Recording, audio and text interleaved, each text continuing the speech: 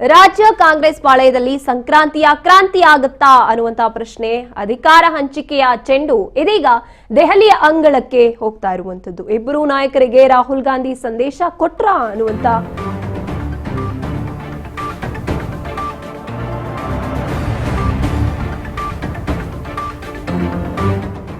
ಅಧಿಕಾರ ಹಂಚಿಕೆಯ ಚೆಂಡು ಇದೀಗ ದೆಹಲಿಯ ಅಂಗಳಕ್ಕೆ ಹೋಗಿ ಬಿದ್ದಿರುವಂತದ್ದು. ರಾಹುಲ್ ಗಾಂಧಿ ಇಬ್ಬರು ನಾಯಕರಿಗೆ ಸಂದೇಶವನ್ನ ಕೊಟ್ರ ಅನ್ನುವಂತ ಅನುಮಾನ ಮೂಡುತ್ತೆ. ರಾಹುಲ್ ಗಾಂಧಿಯಿಂದ ಸಿಹಿ ಸುದ್ದಿ ಸಿಗೋ ಮುನ್ಸೂಚನೆ ಸಿಗ್ತಾ ಅನ್ನುವಂತ ಒಂದು ಪ್ರಶ್ನೆ, ಕುತೂಹಲ ಈಗ ಕಾಡ್ತಾ ಇರುವಂತದ್ದು. ಭಾರಿ ಚರ್ಚೆಗೆ ಕಾರಣ ಆಗಿರುವಂತ ಸಿಎಂ, ಡಿಸಿಎಂ ಮತ್ತೆ ರಾಹುಲ್ ಗಾಂಧಿಯವರ ಪ್ರತ್ಯೇಕ ಮಾತುಕತೆ ಅಧಿಕಾರ ಹಂಚಿಕೆ ಮಧ್ಯೆ ಮಹತ್ವವನ್ನ ಪಡೆದುಕೊಂಡಿದೆ. ಪ್ರತ್ಯೇಕವಾಗಿ ಮಾತುಕತೆಯನ್ನ ಆಡಿದಂತದ್ದು.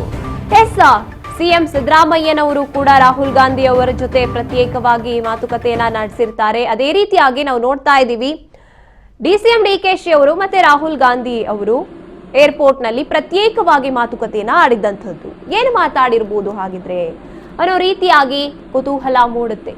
ರಾಜ್ಯ ಕಾಂಗ್ರೆಸ್ ಪಾಳೆಯದಲ್ಲಿ ಸಂಕ್ರಾಂತಿಯ ಕ್ರಾಂತಿ ಆಗೇ ಬಿಡುತ್ತಾ? ಸಂಕ್ರಾಂತಿಯ ಕ್ರಾಂತಿ ಆಗೋದಂತೂ ಖಡಾಖಂಡಿತ. ಆದ್ರೆ ಯಾರಿಗೆ ಸಿಹಿ, ಯಾರಿಗೆ ಕಹಿ?